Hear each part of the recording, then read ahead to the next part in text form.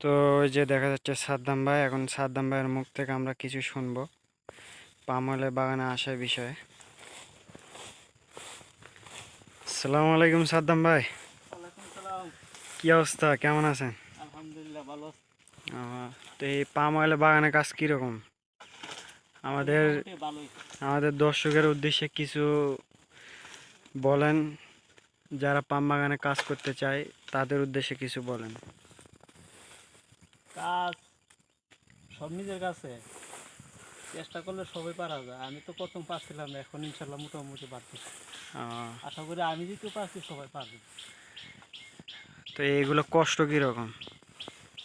কষ্ট তেমন বেশি কষ্ট না। আগে তো জীবনে আমি সব কাজ করছি না, এরপর আমি যখন পারতাছি অবশ্যই সবাই পারবো। যে দেখছেন সাদ্দাম ভাই এখন ডাউনটা কেটে দিল, ওই যে মাথায় ফল আছে, ফলটা পচে গেছে।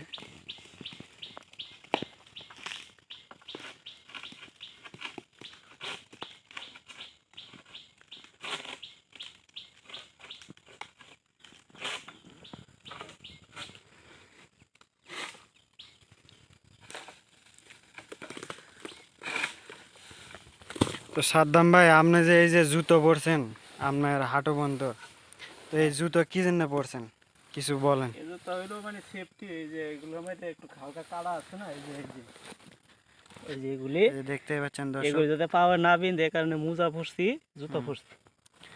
তার কারণ সাদ্দাম ভাই বলতেছে জুতো পরছে, কাটা আছে, তারপরে এই যে সেফটি জুতা। উঁচা উঁচা গাছ, এগুলি সকালে উঠে ভিজা থাকে তো, এগুলো এই কারণে ফ্যান ভিজা জায়গা, এই কারণে জুতাটি পরার উদ্দেশ্য এইটা।